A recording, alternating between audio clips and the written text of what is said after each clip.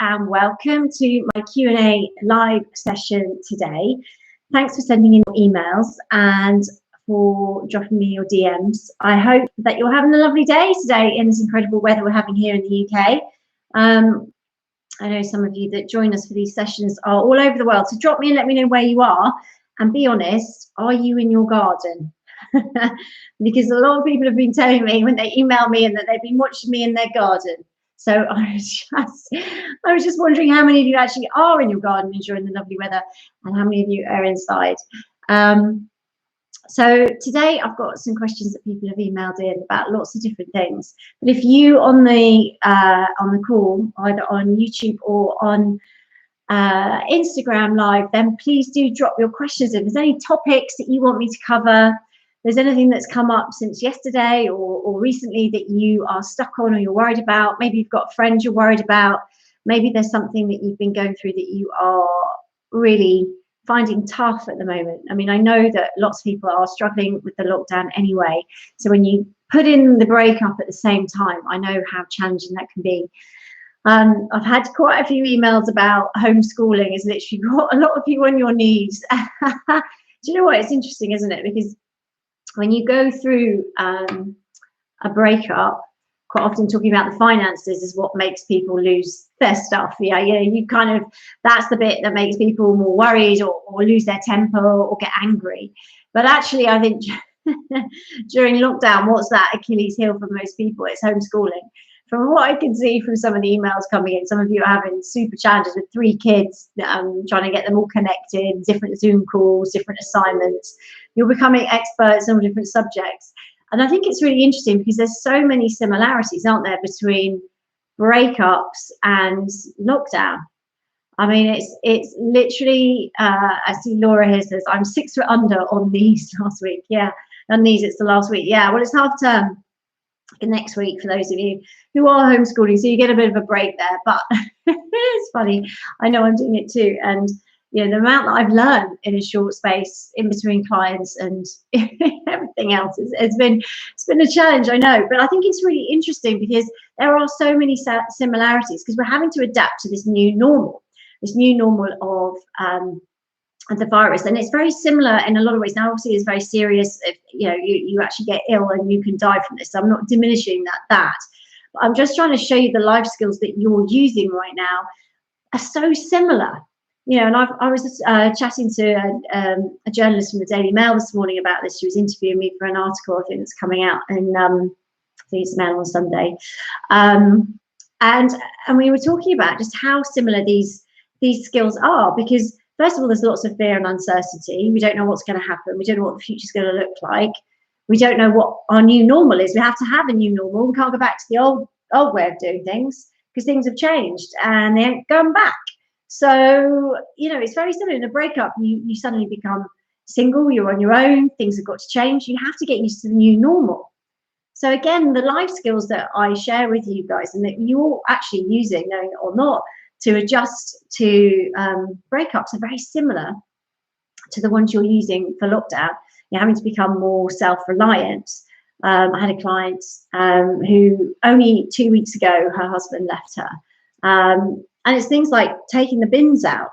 And I know these are small things, but actually when it's your life and you're in a routine and you've got a set way of doing it for years and years and years, small things like not having to think, oh gosh, I've got to take the bins out. I've got to empty the bins, put them in the outside bins, take them to wherever I need to take them, which bin on what day. All those things that seem trivial, but actually can be the straw that breaks the camel's back. I mean, it's just getting used to all those different things can be overwhelming, but actually on their own, it's not a difficult task, is it? But actually, once you've mastered it, you've got it. But it's just those new things we have to learn. And so that's very similar with, I was having a very similar conversation with someone else the other day, saying that obviously she doesn't have her cleaner coming in now. So there's a lot of things she's having to do that she wasn't doing before. So, she's having to learn new things and use the iron and things like that, which are just different. So I know a lot of people are finding this sort of shifting to the new reality, the new normal has been a challenge. But look how quickly we have adapted. Now, those of you who've become teachers as well as cleaners, cooking 3 meals a day for everybody in the house, rather than maybe they get their own breakfast, lunches at school, and maybe you'll do the dinner. So, you know, I mean, there's so many new things you've managed to do, and you've stepped up and you've done it. And I want you to take heart from that, because I know it's been a challenge and you've managed it. You know, you've all managed it. You've got through this far, week 9, I think it is, isn't it? So, you know, what have you learned? I'd be interested to know from you. What have you learned that you're doing now that you didn't think you'd be doing before? I mean, for me, definitely essays on Rio de Janeiro Olympic Games were not something that I knew anything about till very recently. But, you know, things like that you have to master, you know, straight away, and sort of help your kids and support them, because it's a different way of learning. And, you know, our kids are going through it. We're going through it. It's just like when you go through a breakup, the whole family is adjusting to a new way of life. And that's exactly what we're doing. Now, I've had some emails in about moving on. How do you do that when your ex has got a new partner that doesn't really agree with you? Now, one of the questions, I found it quite challenging, actually, because I think I would find this really hard. That her ex-husband has met somebody else. He's had a new baby with her, and she's fine with it. It was a couple of years ago. That was fine. But the challenge she's got is that the new her kids are going there. She's got 2 daughters, and they are going to obviously see the dad, spend time with him and the girlfriend and the baby, and they call the girlfriend mummy. I don't know what you think about that. What do you think about that? See, I think that must be really hard for her, you know, to have another woman, you know, want that. And apparently that's what she wants, and that's why it's happening. And the dad's very laid back and chilled, and he doesn't really mind. But obviously the mother finds that really, really hard. And it's something that I've come across before myself. And I think it's a really interesting dynamic as a human being, how you react to that.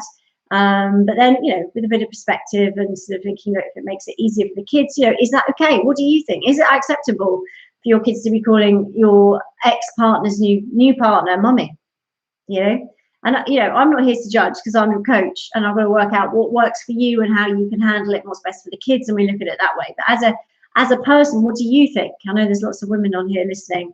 Be really interested to hear your views on how you would feel if your partner's new partner, your ex-partner's new partner, was asking your kids to call them mummy. I know that is something that some people would be totally okay with, but I also know there's a lot of people out there who would find that really difficult. But how would you handle that? Yeah, sometimes small kids call female adults mummy. Yeah, but they're not that small. They're 7 and 5, I think. So 7 and 5. They're not sort of 2 and 3, which I can get that point for that. But 7 and 5. Yeah, it's an interesting point. And I guess these things are going on all the time. And how do you, another client was talking to me about, how do you manage the comparison with a new ex, you know, with a new partner? If you've got your own partner, then I think it's easier. You know, if you've moved on with your own life, then that's different. You know, if you've moved on with your own life, then I think sometimes your focus has shifted then, and that's why the power is that actually you start to feel better. So Laura said she asked for that. That's weird. Yeah, I think it is.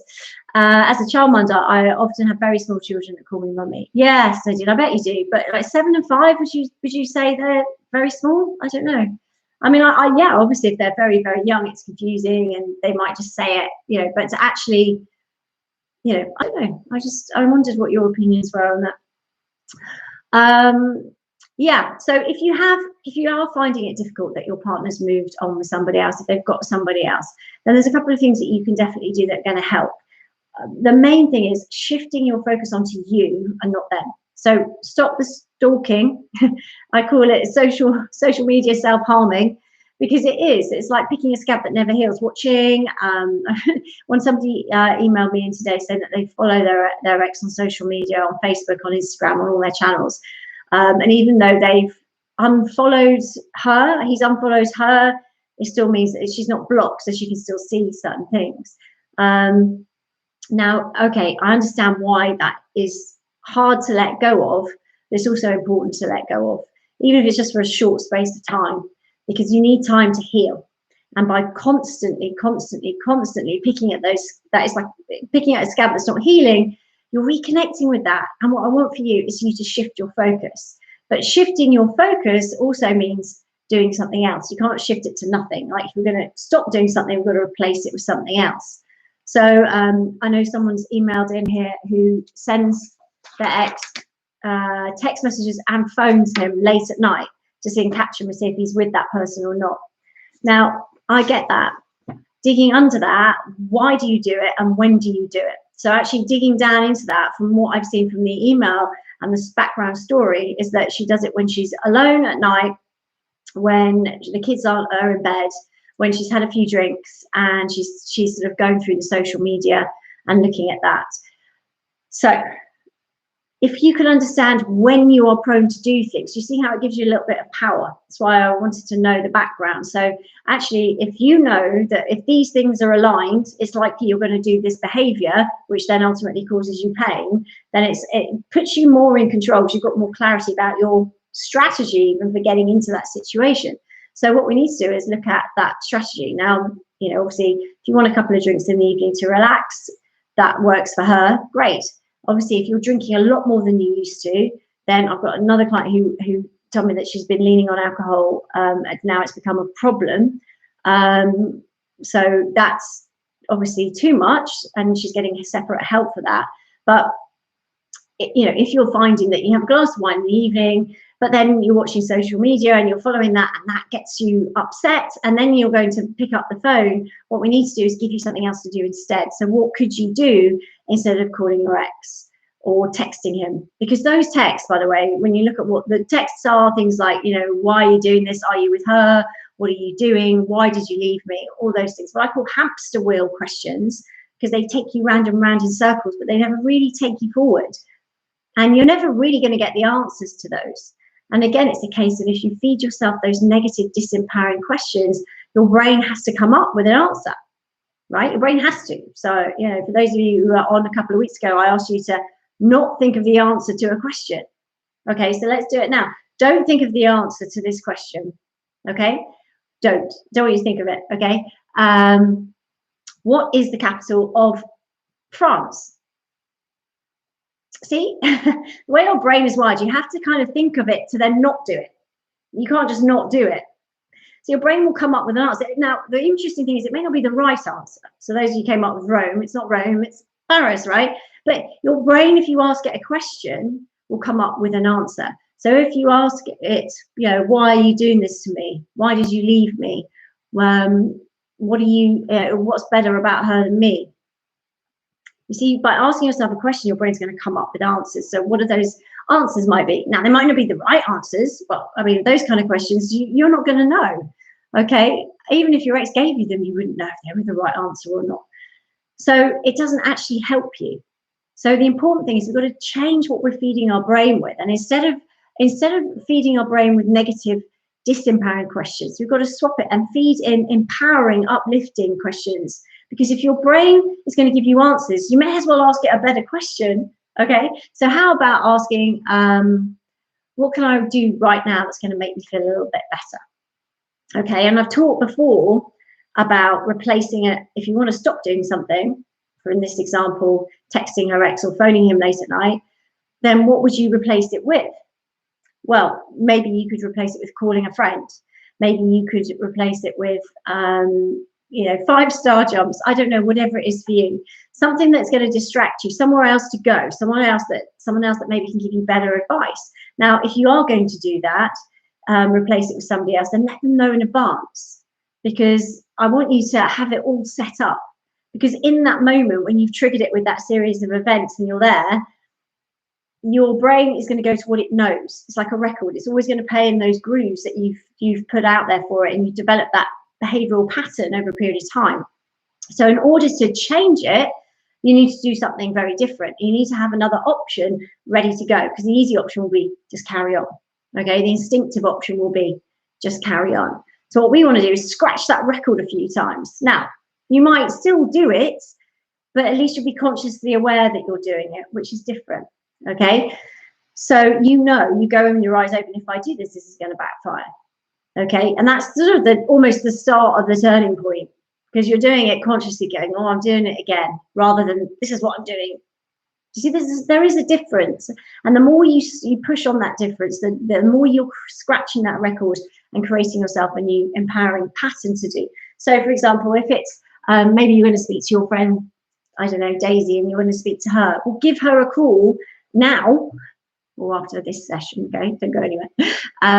But you'll give her a call and set that up. Say, look, this is what I'm doing, and I really want to stop this, but I'm not really sure how to do that. So what I want to do is when that happens, I'm just going to send you a text, okay? And if you're awake, please will you give me a call? Yeah? Because then you've already created another option for you. So when you get to that crunch point, when you're like, no, I'm going to text, your brain is, okay, I've got another option. It's set up, so it's easier to do. It's not like, oh, well, I haven't told you, she's going to think I'm weird. No, I'm going to go with what I know.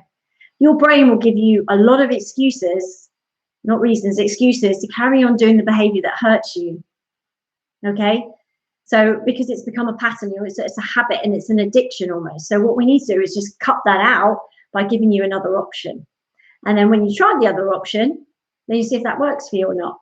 And if it does, great. And don't beat yourself up if you don't do it, or it doesn't follow through, or it doesn't work, or Daisy's not around, whatever it is, set up, think about it afterwards. You can always change your approach. And hey, you can always go back to do what the negative behavior if you choose to, because you're an adult, right? We're all adults, we're all responsible for our own actions, and if that's what you want to do, then you can do it. But at least you're doing it consciously now. You're consciously doing something that's going to hurt you. Just even that is putting a little bit more of a barrier around you than you can know. So it's about being aware of the negative actions that you're taking, number one, and then finding another way of doing it. So when it comes to that crunch point, when the emotions are really high, you've got another option to go to. So Nadine says, that's really good advice. I often want to message my ex with things that the kids have done, almost to make him see what he's missing. Yeah, and I totally understand that. And that's very normal, Nadine. So I think, having someone else to message with those things is good. It's one of those split second things, isn't it? In the moment, it feels like, oh, I'd really like to do that. But when you step back in the cold light of day, you go, oh, why would I do that? Or, yeah, I'm glad I didn't do that. So that's why these things are important. They give you a little safety net. They give you a little pause for thought before you go and do a behavior that's automatic. So by unpicking it, and that's why I was trying to find out over email, what triggers it. What are you doing before those things? Like, Nadine, what are you doing? What's happening to then get to that point? And if you can consciously recognize your patterns, then you can take more control of them. Because remember, we control what's going on here. We do. Nobody else. We do. So if we are doing something that is hurting us, we have that choice to either continue doing it or to replace it with something else. Cleaning, thought health here says, cleaning, tidying is good. You don't need to trouble anyone else, and it burns off nervous energy. Thumbs up. Gosh, that's a really positive way of getting the cleaning done. I wish that would work for me. I don't think that would work for me. But cleaning and tidying is good. Yeah. The thing about cleaning and tidying is, if that's something you find easy to go through and do, that's great. Because actually what it does is it gives you a sense of achievement as well. So you're not just doing something that isn't going to take you anywhere. You're actually doing something that makes you feel good about yourself. So once you've cleaned the house or you've cleaned out that drawer or done something like that, it's actually like a detox for your mind as well. Once you've got a tidy house, it's almost like, okay, this feels good now. This is my space. I feel comfortable, So these sort of things are really important just to think about. And it's a really positive way of doing something, obviously turning to drinking more or, doing sort of smoking. I've got a really dear friend of mine who has taken up smoking since her divorce, and she's now smoking sort of 70 cigarettes a day. And that's what she's gone to as her crutch, rather than actually being able to deal with it in another way. Now, I'm hoping she's going to give up as soon as it's all done. But some of us turn to things, and maybe we have to go to these things to learn to get us through, and we use things. But cleaning and tidying is definitely a lot healthier option and a more productive way of doing things. So I don't know what other ways you guys have got going through things, but it is really useful to have a go-to thing that you can do that works for you. So if thought health, your one is cleaning, tidying, great. If it's exercise, which is actually mine. If I get stressed or anxious about anything, then I want to go out, make sure I get my run in that day, or do some exercise, or do my Zumba class on online, or something like that, because that actually I find is a good way to manage anxiety, is to do some exercise. And actually, obviously, it's scientifically proven to change your state in a heartbeat, even if it's just a brisk walk around the block. And it's something that you can take the kids out on and do things with and do it. So it's actually a positive thing to do. But yeah, I'm always open to hearing everybody's new ways of doing things, because everyone has their own coping mechanisms, and sometimes sharing with people on forums like this actually inspires other people who are struggling. Because I've got clients at the moment that really struggle to find things that work for them. So I've got a lady at the moment who's struggling to lose weight, and since she's been married, she's put on 3 stone, and her husband's walked out during lockdown. And she thinks in her mind it's because she's put on weight, but also she thinks maybe he's met somebody else. So there's all these different emotions that go through when you're going through breakup. And so actually finding something that works for you to get you motivated. Now, as human beings, if you're setting yourself a goal, like, for example, losing weight, it's really important to know what you're motivated by. So human beings are motivated by one of 2 things. We either do something because we want to gain pleasure, or we do something because we want to avoid pain. So you either are moving towards, so that's like the carrot, so we dangle the carrot and you move towards it, or we do it to avoid pain, so out of the frying pan. Sometimes into the fire, though, because if you're constantly moving away from pain, you're not necessarily thinking about where you're going, which is sometimes why the carrot can be a safer option, although we can't choose. Some people are motivated by carrot, some people by stick. And this is the same for children. If you've got like 2 or 3 children, they'll be motivated by different things. So, for example, if you say to my son, if you do this, you'll be punished, he finds that really hard. Like a harsh approach does not work with him in any way. Whereas if you motivate him with, if you do this, then maybe we can go out, or we can go for a bike. That is something that would motivate him, some positive reward. He will move towards that. So it's about understanding what everybody, because everyone's different, right? So what your map of the world is, what is your motivation? And it will be predominantly one or the other. So how do you use this? Well, if you're setting yourself a goal, I want to lose weight, and you're struggling to lose weight, it might be that you're motivating yourself the wrong way. So think about it this way. In order to determine whether you're pain motivated or pleasure motivated, think about, if you did have to lose weight, what would motivate you more? A picture on your fridge of you looking healthy and your ideal weight, or a picture of you on your fridge looking overweight and unhealthy? See, the healthy picture is the pleasure. So you want to move towards, you want to be more like that. But the picture of you overweight and unhealthy is like, oh my God, I'm not going to open the fridge because I don't want to look like that. Do you see what I mean? So, there's no right or wrong from this. The only caveat I would say is if you are motivated by pain, so for example, you don't want to be where you are because it's not right, you just jump to something else. So if you're in a bad relationship, for example, you jump to another one, you may not take the time, like somebody who is pleasure motivated, to say, right, I'm looking for someone who's like this, like this, like this. I'm going to move towards that. So it's a bit more planning. So you can be moving away from a person, but it's about, if you identify you are, then make sure where you're moving is a safe space to jump to, okay? But it's really important that you understand that, because then if you know, then you can set yourself goals that are more motivating for you, so you're more likely to get them. And it's great with kids as well. If you can understand with your kids which way, then you'll understand why some teachers, for example, motivate by punishment a lot. I mean, there's a couple of teachers that are literally at my son's school, like, well, if you don't do this, you'll get detention. Now, for some kids, that puts the fear of God into them, and it paralyzes them from being able to do the very task they need to do. The other teachers that have a drawer full of sweets, or say, right, you can leave the classroom early if you have a longer lunch break if you do this. Oh my goodness, that's a real motivator for certain children. But other children, it wouldn't motivate them. So the thing is, you can't have one rule fits all with this. You've got to figure out what your strategy is and then work with that. Thought Health says, I love that exercise, simple but so important. Yeah, it is. And it's so empowering. Once you understand these techniques, they really can help you take control of your life and go, look, I want to achieve something. So where you are right now, going through a breakup, What do you want from life? Take this time to design it. You know, get a sheet of paper and just blue sky scenario. If you could have anything in your future, what would it look like? Now, some of it you might think, well, I don't have the money for that, or I haven't got that skill set yet, or I don't know that person yet. It doesn't matter. Yeah, the number of vision boards, or I like to call them reality boards, that I've created over the years, and then you get them out and it's like, oh my goodness. Like the house I'm in now, I had a picture on a map. It was, so I moved in here about 8 years ago. So about 10 years before that, I'd done a vision board. And I found the vision board not long ago. And the picture that I put on there, the home I wanted to live in, was almost exactly where I'm living now. And I'd completely forgotten about it. I hadn't seen it for years and years and years. But these things have a way. You have to set your intention. You have to put it out there. You have to know what you want. You have to focus on it.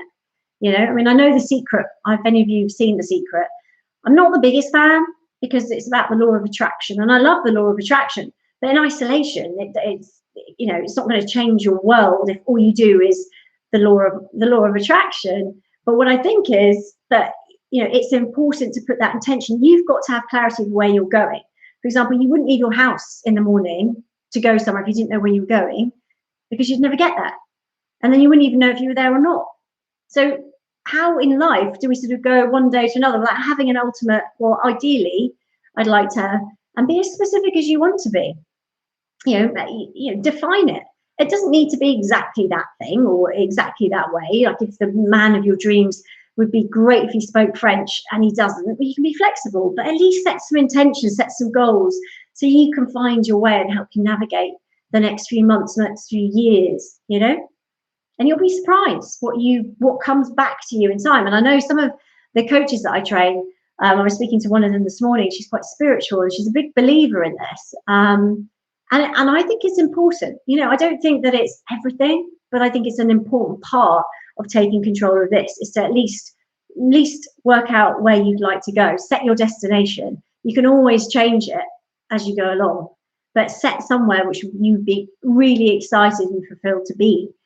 And then off you go. See, gives you a bit of a map, but make sure when you're doing that you're motivating yourself in the right way. So you're motivating yourself by pain or pleasure to get you where you need to go, because you know what motivates you best. Okay. Thoughts, houses. Oh, Sarah, I love that. Great. Well, I'm glad you do. Thank you for joining me, everybody, from your gardens or from your homes, wherever you are today. Please do keep the questions coming and the emails. I'm hoping that I am answering everything you're sending in to me. I think I am. That's why I'm doing these, to give you extra support during these difficult times. But I am here, so do reach out to me. I'm on sarah@davison.com.